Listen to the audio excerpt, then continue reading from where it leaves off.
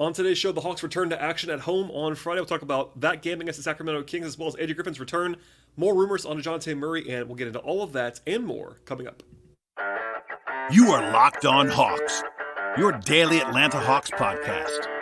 Part of the Locked On Podcast Network. Your team every day.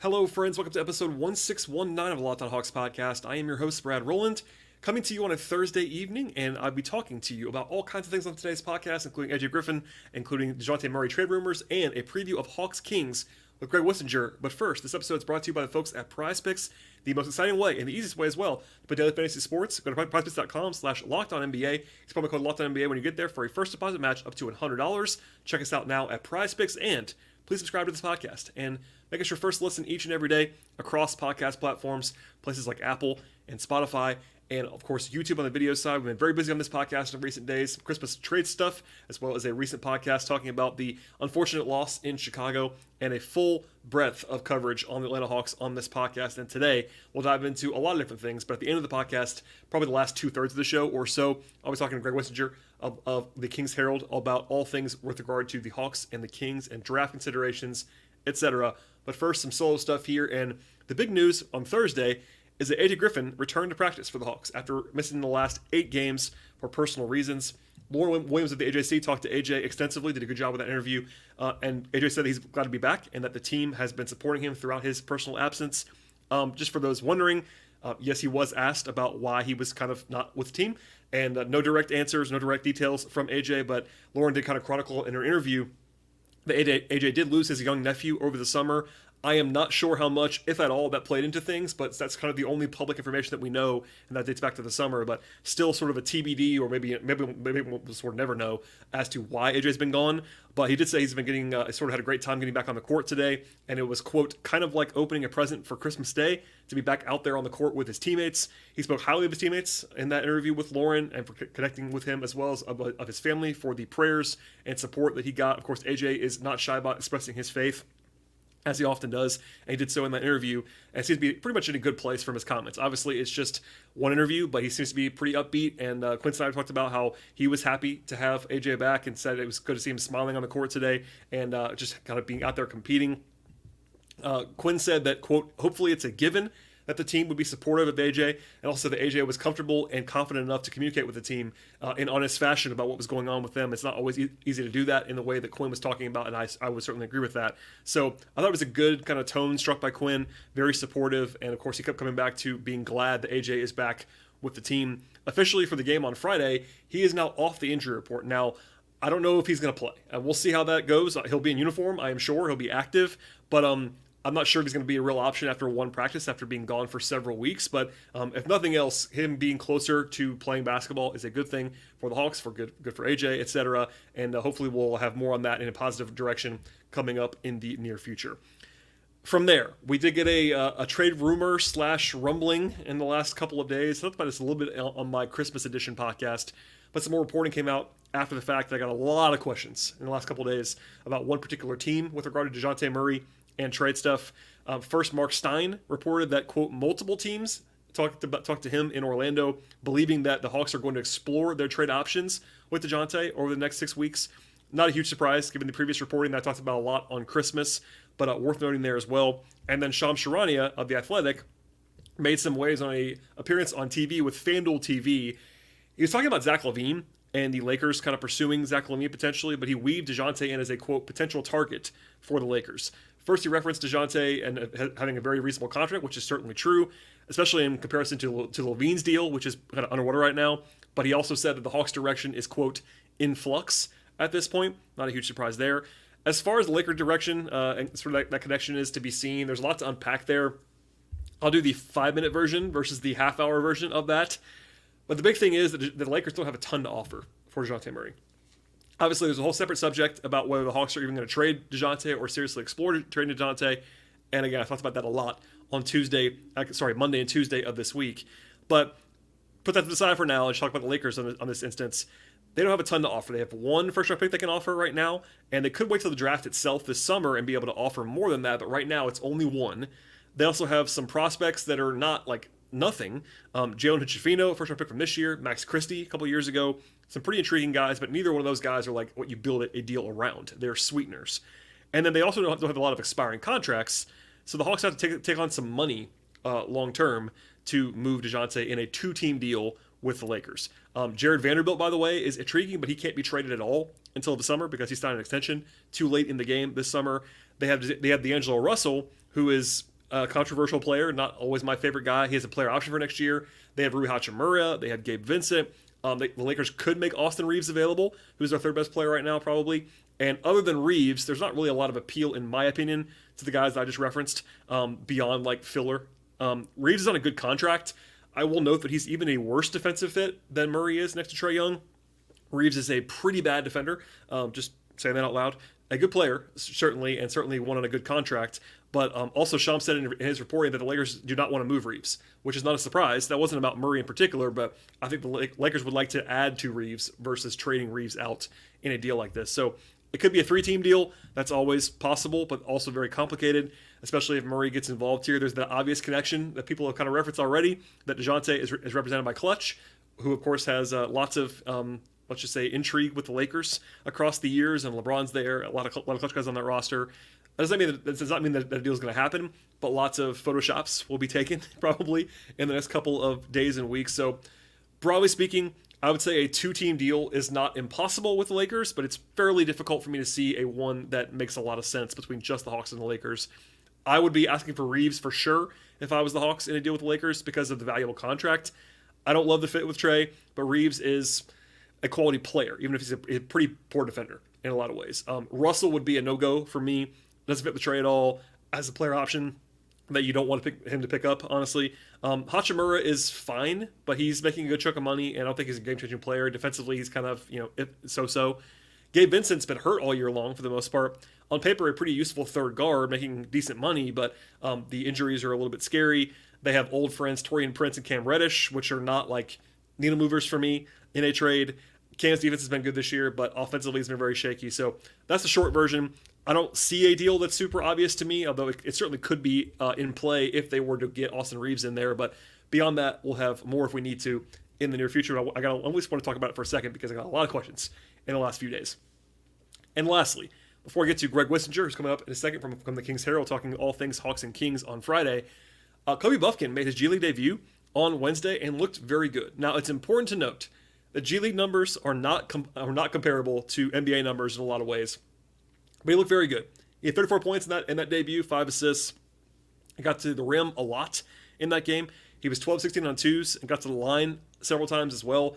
Only 1 of 8 from 3, which is a little bit shaky, but he was confident shooting the ball, which is good to see. And then defensively, I thought he looked pretty good. He looked athletic. He looked springy. And like to see that kind of all of what I saw from Kobe on paper in that game was certainly very solid. So that's one game, but it's a good sign after he had not been playing a lot of basketball over the last couple of months.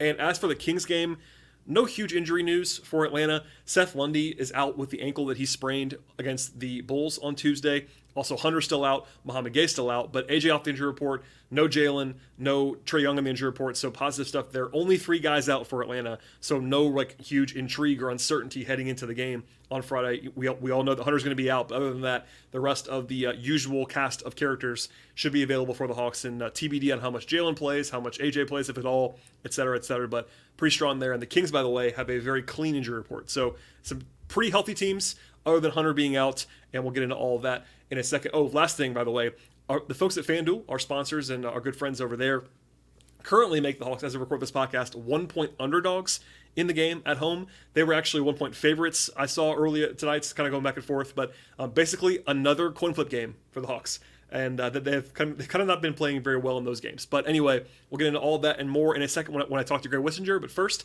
a word from our sponsors on today's podcast. Today's show is sponsored by eBay Motors, and our partners over there at eBay Motors have been teamed up with Locked On Fantasy Basketball host Josh Lloyd to bring some of the best fantasy basketball picks each week, all season long.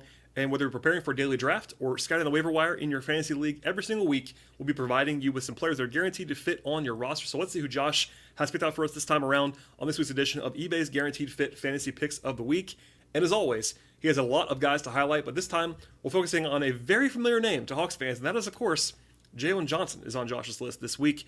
Josh has been saying that Jalen's was dropped in some leagues, and if that's the case, make sure to pick him up right now as he's coming back from the injury.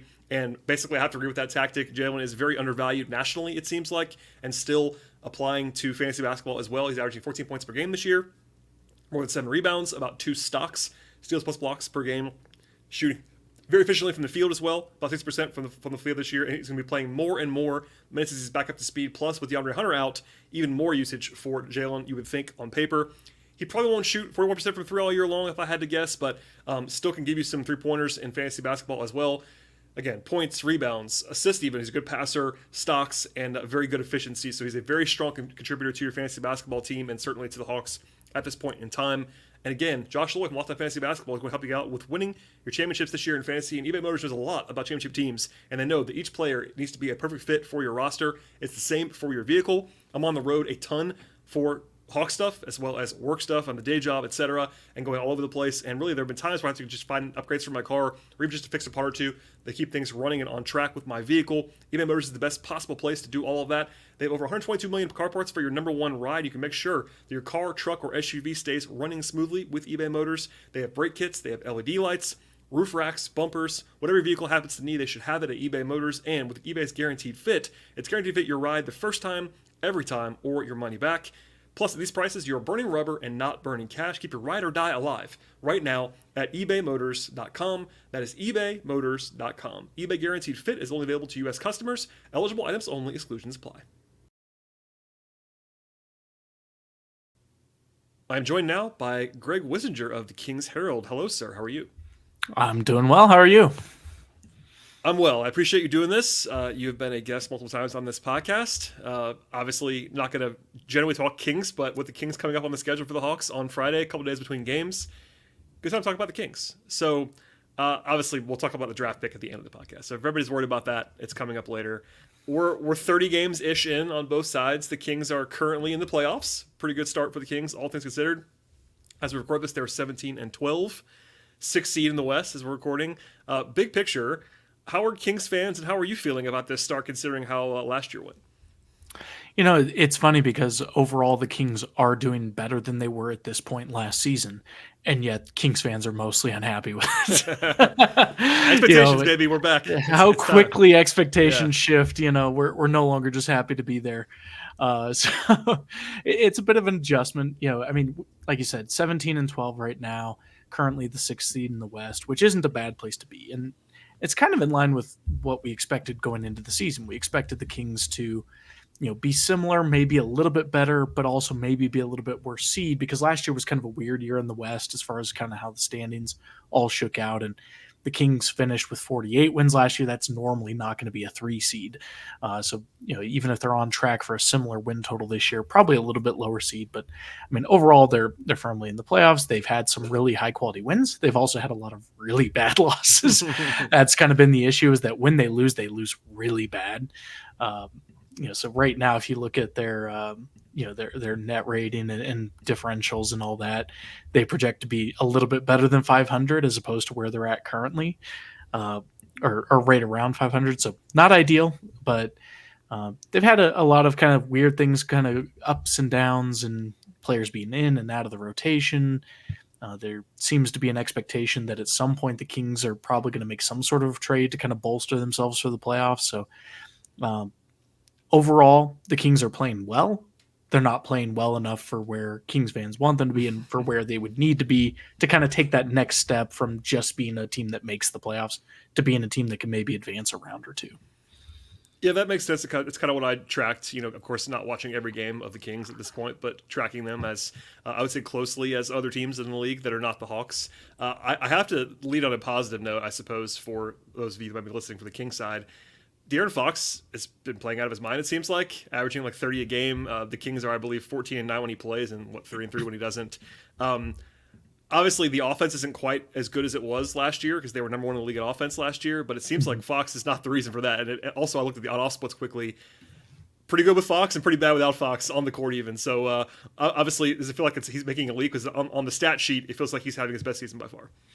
He definitely is. I mean, across the board, not just in the scoring. As you mentioned, right now he's at just over 30 points a game.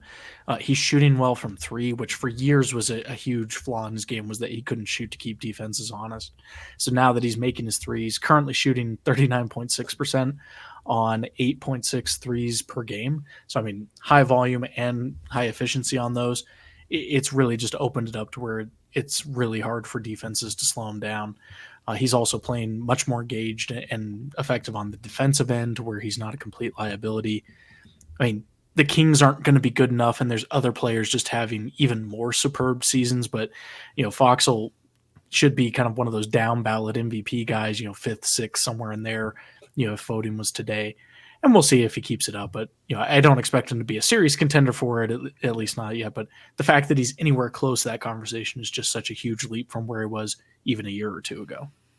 Yeah, he's playing great. And, obviously this is a very broad and I would say obvious preview topic, but, the Fox versus Trae Young matchup is pretty glaringly a big thing to follow in this game. Trae finally had a human game after his 7 straight 30-10 games. He was not particularly awesome on Tuesday, but he's been playing great too. And, 2 all-star level guys at the same position. I don't know if they're going to guard each other very much, but certainly will be that head-to-head is it's too reductive to say that's going to be the winner of the game, but certainly the guy who plays better will have a leg up in the matchup. You would sort of have to guess. Yeah, at the same time, though, I mean, the Kings, so we're recording this on Wednesday. On Tuesday night, the Kings lost badly to the Trailblazers in embarrassing fashion. And that was despite Fox going for like 40-something points and Sabonis having 30-plus points. I mean, so the problem for this year for the Kings when they have bad games is that the people other than Fox and Sabonis aren't always showing up. Familiar. That's been the big issue. Yeah. I've seen that movie before for sure. While we're sort of here, I mentioned it a second ago, but I was going to just ask you why, broad strokes, I mean, on your side, why the offense is a little bit more, they're still good this year, but they're not like they were last year. They're not number one in the league. They're like they're 10 and 12, something like that. They're still good offensively, but what's the difference? I mean, we just talked about Fox being better. What hasn't gone as well on offense? Because the defense is always the topic. We'll get to that in a second, but the offense is kind of more not pedestrian, but they're more normal this year than they were last year. No, they're absolutely more middle of the pack offense right now, and a lot of it has to do. We actually have an article up on the Kings Herald about this today, that the Kings are very much living and dying by the three. If you can get them to miss threes, everything else is falling apart because they are taking such a high volume. They're third in the league right now in 3-point attempts, and their disparity in when they are making their shots in wins, they're shooting around 40% from three. In losses, they're shooting around 31% from three. It's a huge disparity, and it completely tanks them from being one of the best offenses to one of the worst offenses in the league. So it's really just that at least early on in the season, they haven't displayed an ability to overcome when the shots aren't falling. They aren't getting to the rim. They aren't taking mid-range. They aren't getting on fast breaks. They aren't getting stops on defense. Like, their defense cannot keep them in a game if they're not outscoring the opponent, which may also be familiar to Hawks fans, right? Yes. Very similar. Yeah. No, it's we'll just talk about that now. I guess the parallels are striking. Clearly, the Kings have had more success this year, but net rating wise, these teams are actually kind of almost exactly the same, except for, and I talked about this a lot on my last show, but the Hawks have been just horrific in close games. They can't win a close game.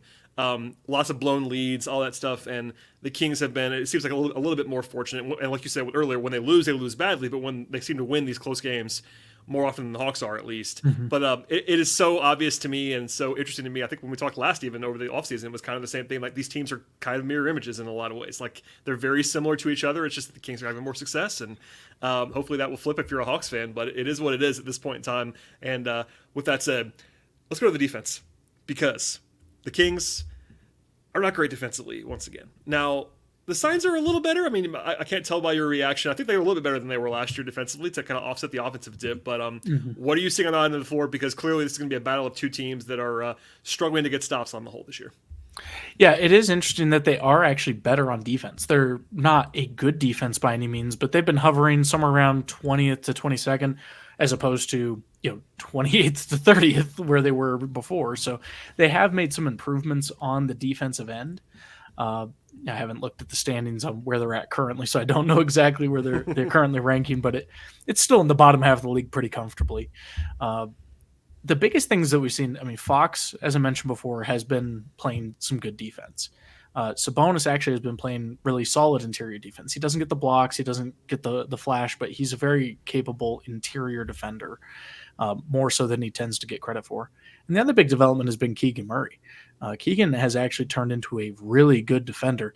There's certain guys that he still struggles to contain, but for the transition from his rookie year to his sophomore year, I mean, it's really encouraging for the long-term future of the Kings and what he'll be able to be as a two-way player. He's already way better at defense than I ever expected him to be, even just based on what I watched last year. But after that, there's not a whole lot to talk about defensively. The Kings do a decent job of disrupting passing lanes, but their on-ball defense is really a struggle, which leads to them collapsing and rotating and trying to recover and make up for someone else's mistake, which you can only do for so long against a good passing or good scoring team. Today's show is brought to you by PrizePicks. PrizePicks is the largest DFS platform in North America and also the easiest and most exciting way to play daily fantasy sports. At PrizePicks, you pick 2 to 6 players. You can choose will actually have more or less a certain number of projections in a ton of different categories and win up to 25 times the money on your entries.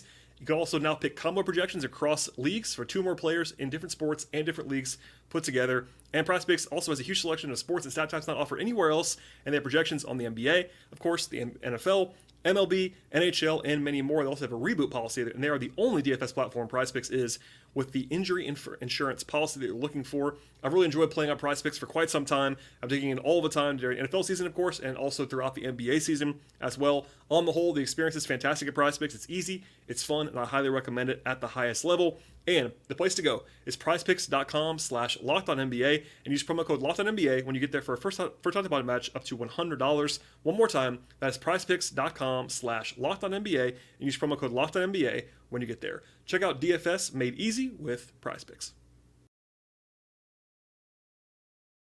Schematically, I wanted to ask you, I mean, I don't know how much you thought about this so far because the game hasn't happened yet and they haven't seen the Hawks this year, but when you're if you're the Kings, facing a team like the Hawks that's obviously reliant on their point guard sized ball handler a lot of pick and roll stuff, probably less than previous years, like how do you expect them to sort of contain not only Trey, but just the Hawks in general? Like who do you think is going to be the primary assignment, that kind of stuff, as to like what you're expecting to see on defense?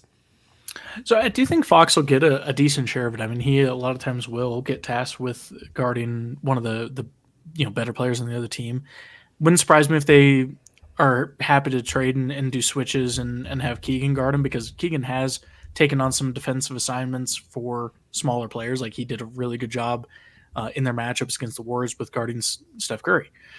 Which doesn't sound like it would go well, but it went about as well as you could hope, So I wouldn't be surprised to see that. And then once they start working in the bench units and bench players, Keon Ellis is another guy that will probably get some time on him. He's a player on a 2-way contract. He's from the G League, and he's worked his way into essentially the backup point guard minutes. Sometimes he'll play alongside Fox. He's not the best on-ball defender, but he's got a huge wingspan and really can give, especially small guys, he can give them trouble just, kind of with the arms being everywhere. Yeah, I was going to say, Hawks fans that may not watch the Kings a lot might expect Davion Mitchell, who just isn't playing very much. That was kind of the role he was supposed to be in. I'll just say that, Bri, you can correct me, but it feels like he was the guy that kind of had a lot of a Trey assignment last year when they played, and he's just not playing. Not necessarily not at all, but very, very little, it seems like. Yeah, this year's been very rough for Davion Mitchell. He is essentially out of the rotation. He will play in garbage time minutes, but that's it. And a lot of it was just that he's kind of failed to develop as anything more than just an on-ball defender. On ball, he can lock a guy down, but he is a complete zero on offense at this point, to where defenses just completely leave him alone and he can't punish him for it. And I think more than anything, he's just a really bad fit for the way that the Kings operate. I think he could still have success in the NBA, but I think it's going to end up being somewhere else. And I think he's very likely to be moved at the trade deadline. if he doesn't, it's just that the Kings couldn't find a taker. Yeah, that makes sense. I just wanted to at least throw that out there because that's one of the notable changes that you might see if you are a Hawks fan not seeing the Kings play this year. And on the other end of the floor, we talked about it a little bit, but just want to say this out loud: the Hawks are going to have trouble defending the Kings. That's probably pretty obvious to me. I would say controlling either Fox or Sabonis would be helpful. You probably can't stop both of them, but keep not letting both of those guys go nuts. And of course, I have to just say the name of Kevin Huerter, old pal. He's been up and down this year, it feels like, but he's been fine. It seems like. I don't know. Well, you can correct me. How's he playing? Short version. How's Kevin playing this year? Short version is I wrote an article 2 days ago about how bad his December has been. Yeah, I did see that actually. And for this podcast, I was like, hey, Kevin's not playing very well according to Greg. So yeah, no, I mean, we've seen him go through prolonged slumps before. Like he's had complete off months, and then he's back and he's fine. So I'm not completely out on Kevin Huerter the way some Kings fans are, but it's been a very difficult start to the year. He had a decent November, but then he's really, really been bad in December and seen his minutes dwindle because of it. But, we're hoping he busts out of the slump and maybe he can do it against his old team. I was going to say, would not be at all surprising if he hit 6 threes on Friday, at least to me, given the way the Hawks defense is playing. Also, just the general tone of the Hawks season so far, that would not be a shock to me. Yeah. I appreciate the time. Before we get out of here, we have to talk about the ever-looming draft pick that the Kings owe to the Hawks. If you are under a rock, the Kings, if the Kings make the playoffs this year, they will send a first-round pick to the Hawks. If they miss the playoffs, they will keep it for another year. That's protected. It rolls over. I looked this up before we started recording. It's only one metric, but ESPN BPI is giving the Kings currently a 54.4% chance to make the playoffs. So a little bit better than not. Right now, they're in better shape than that. But as we discussed earlier, their net rating is a little bit shaky, which is probably why ESPN does not love that. Where sort of are you at in terms of your confidence level on the Kings making the playoffs? Because if you're a Hawks fan, I've said this before, you acknowledged it too earlier in the offseason, the Hawks should want the Kings to be the 7 or 8 seed. That's where they want the Kings to be. Yeah. And it seems like they're kind of on track to kind of be there. So what are you sort of projecting for the rest of the season? I know it's still, I should say it's not early anymore. We're 30 games in, but what do you see for the next 52 games and where they might end up? No, I'm sure a big part of it's just the homer in me, but I do believe that the Kings are going to comfortably be, in that playoff mix. I'd be very surprised if the pick doesn't convey. Now, whether they'll end up as, a 5 seed, 6 seed, 7 seed, 8, whatever it might be, I do feel comfortable that it's likely to convey. And Kings fans actually are rooting for it to convey as well, because it opens up future trade possibilities. There's ways they can trade with that in place, but it complicates it and makes the pick less appealing, right? So or the trade assets, I should say. So everyone's rooting for that pick to convey over to you guys this year. I feel like the draft diehards are maybe constructing a take that they don't want. If you're a Hawks fan, that they don't want it because this is supposed to be a bad draft, and I'm not quite all the way there on the draft yet, but I'm leaning in that direction too. On the flip side, it's kind of like a future proposition where if you think the Kings are going to be better next year than this year, then you want the pick to come now because obviously there's not a ton of downside for the Hawks other than if the Kings become the Kings again, the old Kings, the Kangs, and they and they suddenly start going into the lottery every year. That'd be bad because then it becomes second round picks. But I don't think that's probably likely to happen. And I've been on record the whole time. If I am the Hawks franchise, I am rooting for the Kings to send it this year, but also to be in that 7-8 kind of 6-7-8 range. And that means the pick will be something between 15 and 18, and that's not a great pick in this draft, but that's a valuable asset. And to your point, also, it's just easier for like clarity purposes to just like if you're for planning. I know it's even better, even more so for the Kings because that way. Just for not to bore everyone with the Stepien rule, but you have to be there's all kinds of rules on what picks you can sort of trade out there, and the Hawks are already kind of weird on picks, so it'd be just nice to know what's coming and what's not coming. That's a little bit of content preparation, I suppose. But we're all following. I told you this before we started recording. I think the Kings pick tracker is getting less attention this year than I thought it was going to because the Hawks are having so much trouble.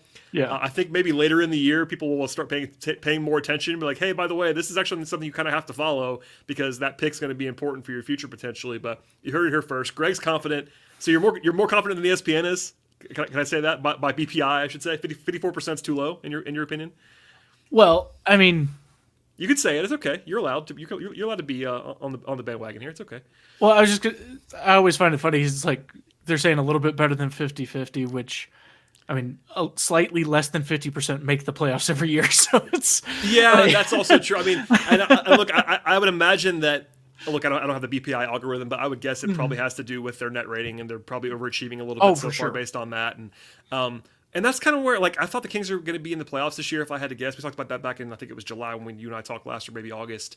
But yeah, I wouldn't change my opinion very much on this. I mean, even as an outsider, again, I'm not watching every Kings game, but from what I have seen, from what the numbers say, like, it feels like this is going to be a team that's somewhere in that 5 to 8 range in the West. And that's not a bad outcome for the Hawks. I think that's not awful for the Kings. I know, like you said, no one's going to be thrilled. And look, I covered a team that rebuilt for a while, and in the first year it's all gravy, man. And then the next year it's not all gravy anymore, and you're experiencing that now. Yeah, I mean, I would say the entire Kings organization would consider it a massive failure if they didn't make the playoffs this year. And I bet, yeah. I fully expect them to make some moves to kind of bolster the roster and hopefully kind of address some of their flaws as they prepare for the playoffs. I mean, the mindset of the whole team and the organization is everything they're doing now is to prepare for playoffs. So I think they'll get there. They're having some struggles, but I mean, a lot of their recent losses probably look a lot different if Herter breaks out of a slump. There you go. Just easy example, or Keegan Murray, or any of these guys. So I think there's a pretty good chance still that pick can base for you. Yeah, and I will obviously on this podcast track that as we get going. The Hawks and Kings play again in about a month after this first matchup. It's like in late January. The late night game is always out in Sacramento. We'll touch on that one again when we get there. But Greg, thank you for all the time. I appreciate it. You referenced Kings Herald before. I would recommend that at the highest level. Where can folks find all of your fine work covering the Kings? Because again, Hawks fans should want to at least follow along with the Kings pretty well right now, I'd say. Yeah, so best place to follow us is kingsherald.com. We're a completely independent Kings website. We have full range of coverage, and then you can also find us on Twitter at the Kings Herald, and I'm on Twitter at GWiz. There you go. Follow Greg, follow Kings Herald. Great stuff. I appreciate you doing this as always on short notice, and thank you for your time on this fine evening. For everyone listening to the podcast, please subscribe to this show as well, Spotify, Apple, YouTube, etc. And we'll see you after the game against the Kings on Friday evening.